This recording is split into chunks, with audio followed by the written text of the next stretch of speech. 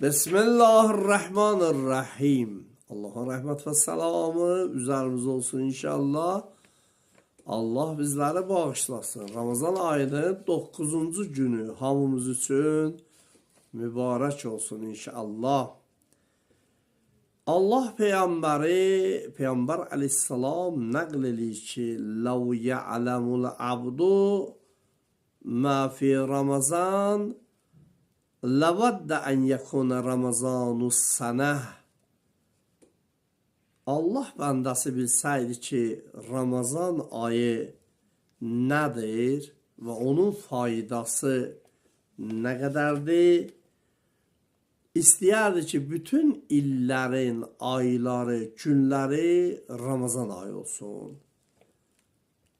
Necə ki, bəzi hədislərimiz var, nəql edirlər ki, bir insan bilsəydi ki, Əbu Abdillah Hüseyin aleyhisselamı ağlamağın nə qədər səvabı var, insan elə hər gün ağlayardı.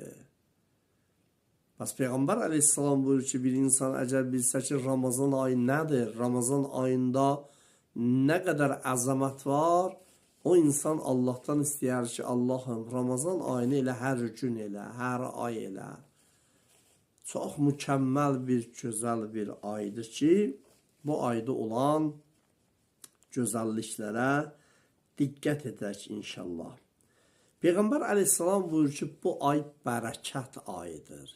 Yəni Allah Teala heç bir ayda bu aydakı kimi bərəkət bəndəsinin üzərinə nazil etmir. Bu ay rəhmət ayıdır. Heç bir ayda bu aydakı kimi Allahın rəhməti bəndə üzərinə nazil olunmur. Mümin bəndənin bağışlanan ayıdır. Yəni Allah Teala bu ayda bəndəsini bağışladığı kimi heç bir ayda bağışlamır. Allah yanında ayların ən üstün ayıdır. Yəni heç bir ayın üstünlüyü bu ayın üstünlüyü qədər deyil. Gecəni və günüzü ən yüksək və gecə günüz ayıdır.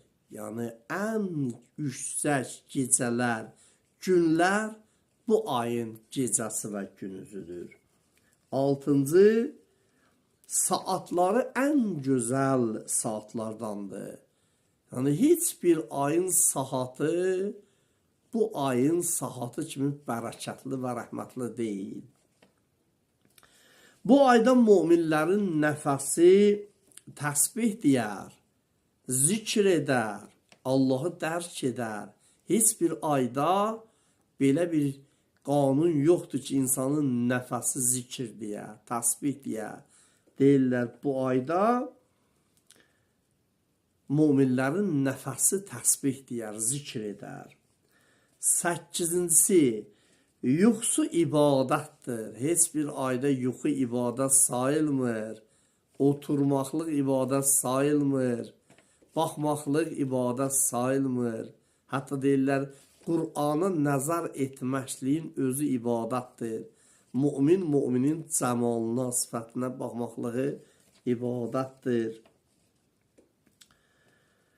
İnsanın yuxusu ibadətdir. Yaxşı işi qəbuldur. Yəni, insanın qəlbindən hər nə niyyət keçirsə, yaxşı niyyət keçirsə, o Allah dərgahında qəbul olunur. 10-cusu, duası müstəcab olar. Yəni, insan hər nə dua etsə, əlbəttə halal dualar, ağzına gələn duanı yox, Allahdan gözəl, halal dualar etsə, Allah Teala onun duasını qəbul eləyər. Allahın Peyğəmbəri buyurur ki, həqiqi müminin 3 dənə nişanəsi var. Yəni, mümin bəndə, müsəlman bir bəndənin 3 dənə nişanəsi var. Və o bəndə ilə tanınır. Necə ki, maşınların motoru marka ilə, nömrə ilə tanınır. Və müminlərin, Allahın bəndəsi olan müminlərin, müsəlmanların da nişanəsi 3 dənədir. Onlardan biri namazdır. Yəni o insan ki deyir mən müminəm, müsəlmanam, birinci nişanəsi namazdır. İkincisi zəkatdır. malının zəkatını, yəni kasıbın, küsubun, Allahın haqqını verməklikdir. Üçüncü isə oruç tutmaqlıqdır. Yəni oruç tutmaqlıqdır ki, Allah inşallah bu üç sıfatın üçünü də bizlərə nəsib eləsin. Amma oruçluğun hökmləri. Bir insan bir yerə gedirsə, lazımdır ki, insan orada qəsd-iqamə eləsin. Qəsd-iqamə odur ki, fikrini dəqiqləşdirsin. Yəni, insan bir məkana gedirsə, 10 gün orada qəsd eləməlidir. Yəni, 10 gün qalmalıdır. Əgər 10 gün qalsa, insan orucunu tutacaq tam formada və namazını da qəsr qılmayacaq. Tam formada namazını qılacaqdır.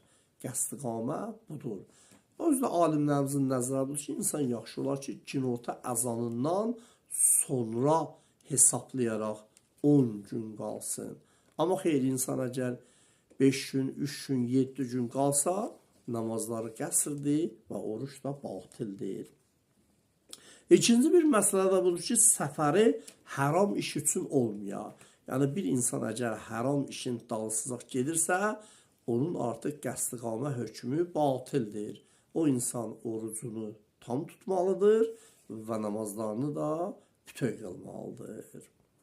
Allah sizləri və bizləri bağışlasın. Allah şəhid ballarımızın ruhunu şad eləsin. Əsgərlərimizi qorusun. Allah təala bizləri yerin gün bəliyyatından hifz eləsin. Cəmi qazilərimizə şəfa inayət eləsin inşallah. İmam Zaman ağamızın zuhuru təcil olsun. Allahümme əccilli vəlikəl fərəc. Vəssalamu aleykum və rəhmətullahi və bərəkətuh.